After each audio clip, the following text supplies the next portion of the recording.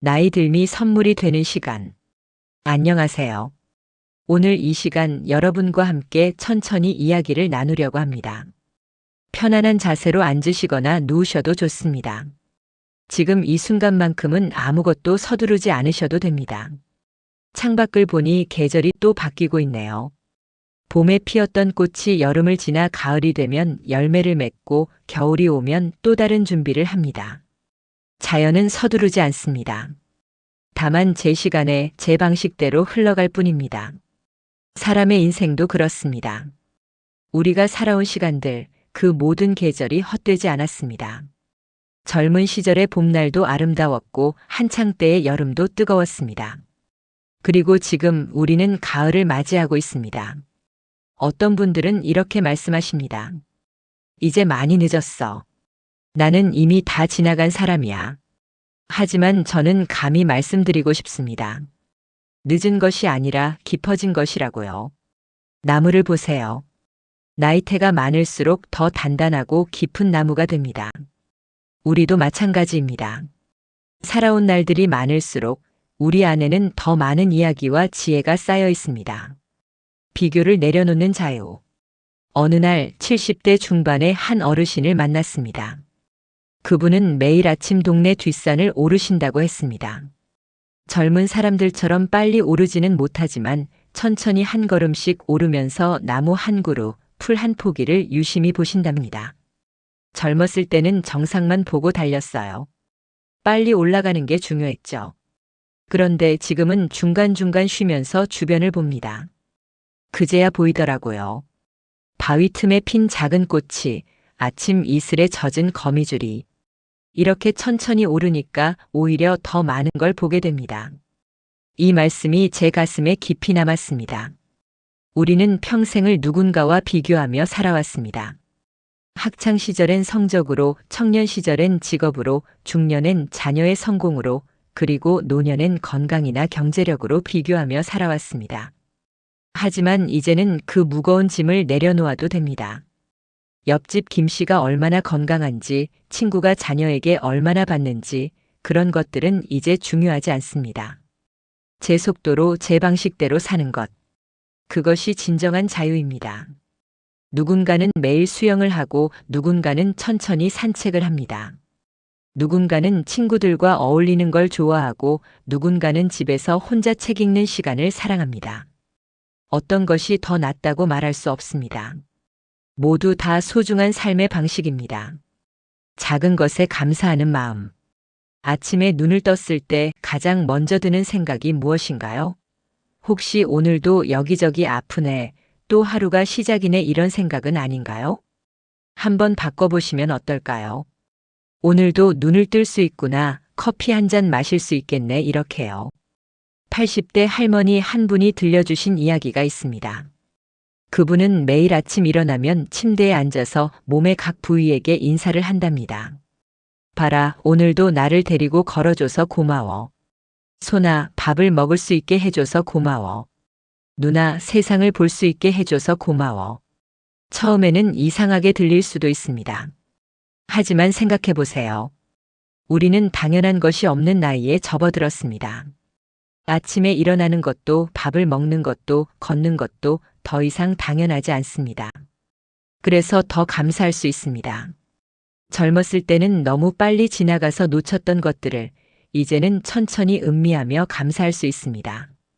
오늘 아침에 마신 물 한 잔, 창밖으로 들어오는 햇살, 이웃과 나눈 짧은 인사, 저녁에 본 뉴스 속의 날씨 예보. 이 모든 것들이 사실은 작은 선물입니다. 감사는 행복을 만들어냅니다. 없는 것을 세면 불행해지고 있는 것을 세면 행복해집니다. 우리에게는 아직도 많은 것들이 있습니다. 지금 이 순간을 사는 법. 어제 일로 후회하는 것, 내일 일로 걱정하는 것. 이 두 가지가 우리의 평화를 가장 많이 빼앗아갑니다. 그때 그렇게 하지 말 걸, 자식들한테 좀 더 잘해줄 걸, 돈을 좀 더 모아둘 걸. 과거는 이미 지나갔습니다. 아무리 후회해도 바꿀 수 없습니다. 내가 아프면 어쩌지, 자식들이 나를 버리면 어쩌지, 돈이 떨어지면 어쩌지. 미래는 아직 오지 않았습니다. 걱정한다고 달라지지 않습니다. 진짜 우리가 가진 것은 오직 지금뿐입니다. 바로 이 순간입니다. 한번 해보세요. 지금 여러분이 앉아 있거나 누워 있는 그 자리에서 몸의 감각을 느껴보세요. 엉덩이가 의자나 침대에 닿아 있는 느낌, 등이 기대어 있는 느낌, 숨을 쉴 때 공기가 코로 들어오고 나가는 느낌. 이것이 바로 지금입니다. 과거도 미래도 아닌 오직 현재만 존재하는 순간입니다. 이 순간만큼은 아무 문제가 없습니다. 통장 잔고도 건강검진 결과도 자식과의 관계도 이 순간에는 아무 문제가 없습니다. 현재에 머무는 연습을 하세요. 밥을 먹을 때는 밥맛에 집중하고, 걸을 때는 발바닥의 감각에 집중하고, 차를 마실 때는 그 따뜻함과 향에 집중하세요. 그러면 과거의 후회와 미래의 걱정이 조금씩 줄어듭니다. 관계의 질을 지키는 지혜. 나이가 들면 관계도 변합니다. 어떤 사람들은 떠나가고 어떤 사람들은 새로 들어옵니다. 자녀들은 바쁘고 오랜 친구들은 하나둘 아프거나 멀어집니다. 외로울 수 있습니다. 하지만 여기서 중요한 것은 관계의 양이 아니라 질입니다. 매일 만나는 100명의 지인보다 진심으로 이야기 나눌 수 있는 한두 명의 친구가 더 소중합니다. 일주일에 한 번 통화하더라도 서로의 마음을 이해하고 위로할 수 있다면 그것으로 충분합니다. 그리고 새로운 인연에도 마음을 열어보세요. 복지관에서, 공원에서, 동네 슈퍼에서 만나는 사람들. 나이가 많아서 새 친구를 사귈 수 없어라고 생각하지 마세요.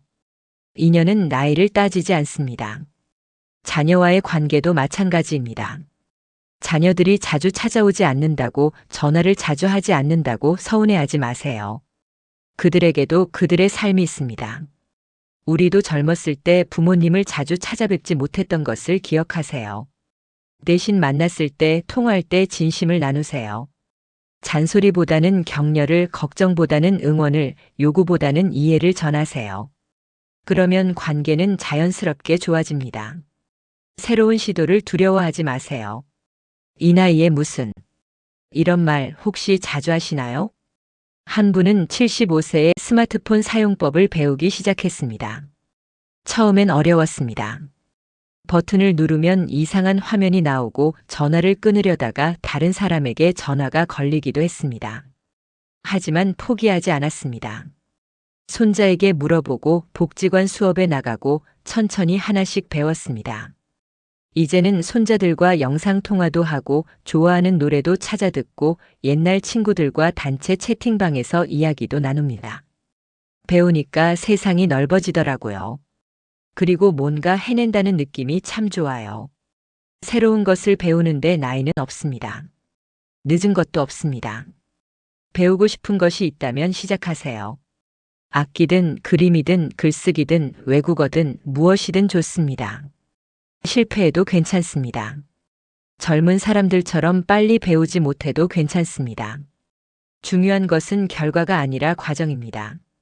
새로운 것을 배우는 그 시간 동안 우리의 뇌는 깨어 있고 마음은 생생하게 살아 있습니다. 변화를 두려워하지 마세요. 오랫동안 살던 동네를 떠나는 것도, 새로운 취미를 시작하는 것도, 낯선 사람들과 어울리는 것도 모두 변화입니다. 변화는 불편할 수 있지만 그 속에서 우리는 다시 성장합니다. 자, 이제 이야기를 조금 바꿔볼까 합니다. 지금까지는 마음에 관한 이야기였다면 이제부터는 우리 몸에 관한 이야기를 나눠보려고 합니다. 마음이 편안해야 몸도 건강하고 몸이 건강해야 마음도 평안합니다. 둘은 따로 떨어져 있지 않습니다. 물, 그 소중한 친구. 물은 충분히 마시고 계신가요? 대부분 이렇게 대답하십니다. 목마르지 않은데 뭐. 바로 여기에 함정이 있습니다. 나이가 들면 갈증을 느끼는 감각이 무뎌집니다. 목이 마르지 않아도 몸은 물이 필요합니다.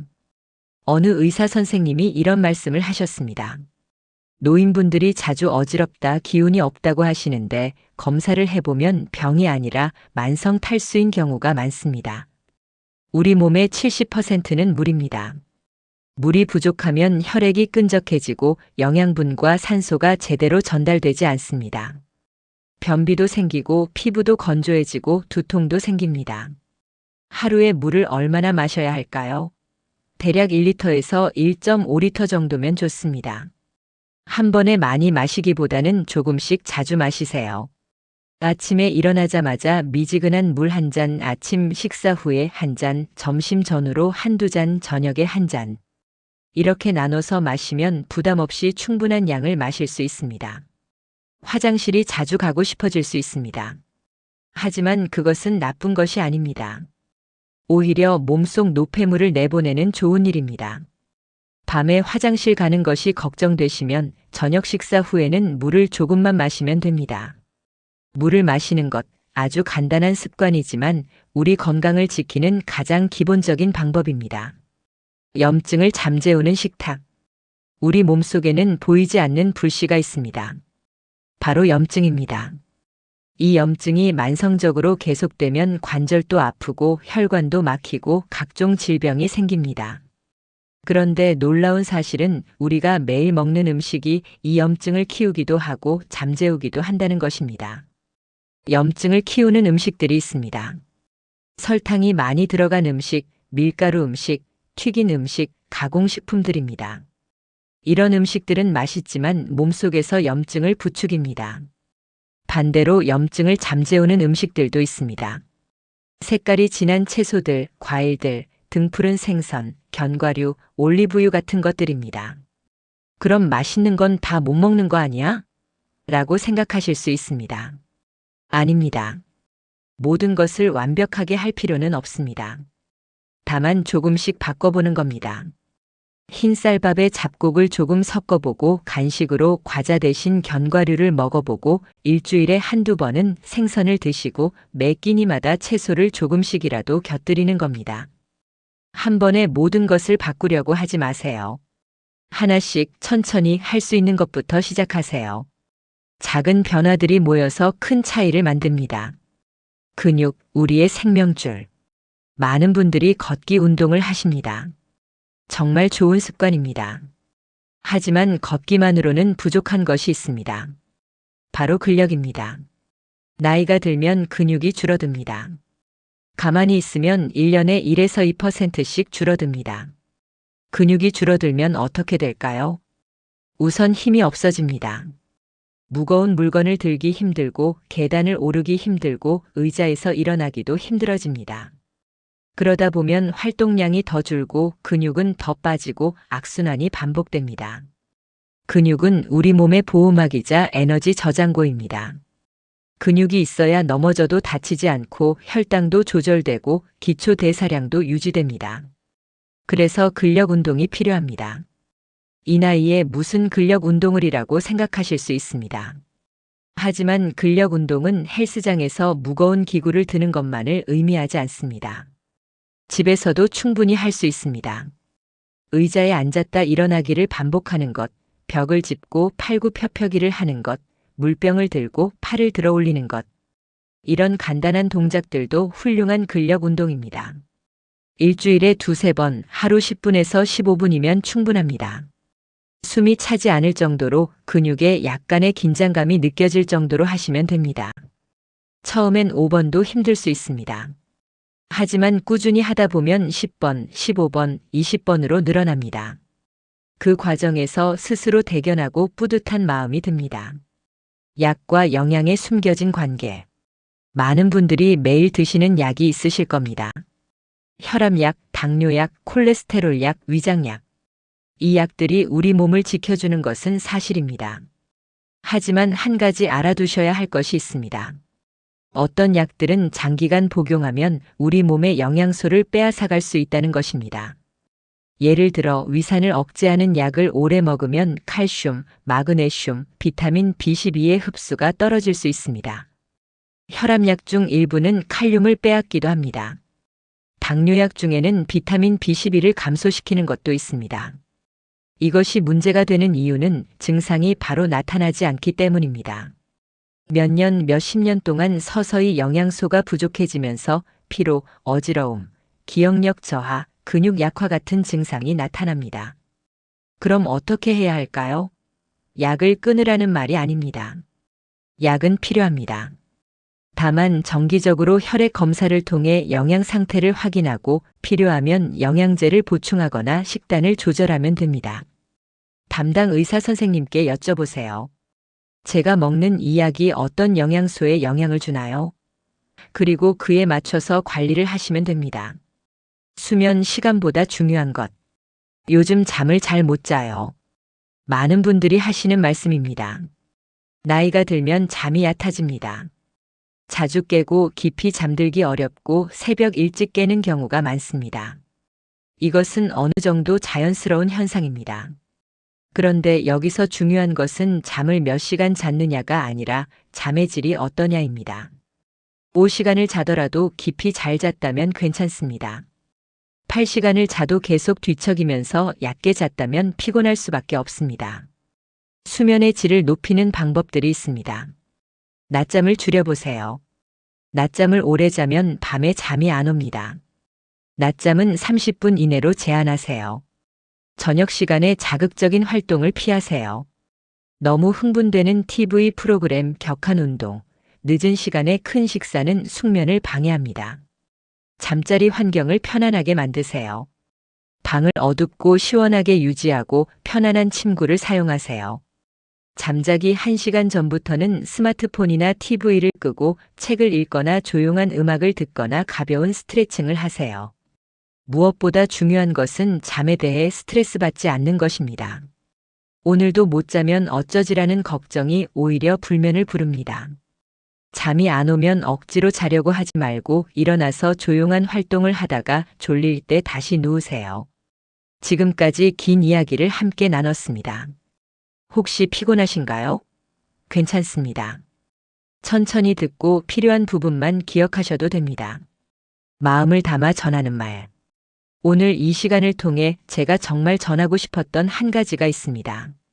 여러분은 이미 충분히 잘 살아오셨습니다. 가족을 위해, 일을 위해, 세상을 위해 열심히 살아오셨습니다. 그 시간들이 헛되지 않았습니다. 이제는 여러분 자신을 위한 시간입니다. 남과 비교하지 말고, 과거를 후회하지 말고, 미래를 두려워하지 말고, 지금 이 순간을 소중히 여기세요. 작은 것에 감사하고 할 수 있는 것부터 하나씩 하고 새로운 것을 두려워하지 말고 관계를 소중히 하세요. 그리고 건강도 챙기세요. 물 한 잔 더 마시고 채소를 조금 더 먹고 걷기뿐 아니라 근력도 키우고 잠의 질을 높이고 약과 영양의 관계도 관심 가져보세요. 이 모든 것이 어렵지 않습니다. 완벽하게 하지 않아도 됩니다. 조금씩 천천히 할 수 있는 만큼만 하시면 됩니다. 늦은 것이 아니라 깊어진 것입니다. 여러분의 인생은 여전히 진행 중이고 여전히 아름답고 여전히 가치 있습니다. 오늘 밤 잠자리에 들 때 스스로에게 이렇게 말해보세요. 오늘도 수고했어. 잘 살아왔어. 내일도 괜찮을 거야. 그리고 편안히 눈을 감으세요. 깊은 밤의 고요 속에서 여러분의 마음에 평화가 찾아오길 바랍니다. 긴 시간 함께 해주셔서 감사합니다. 편안한 밤 되세요.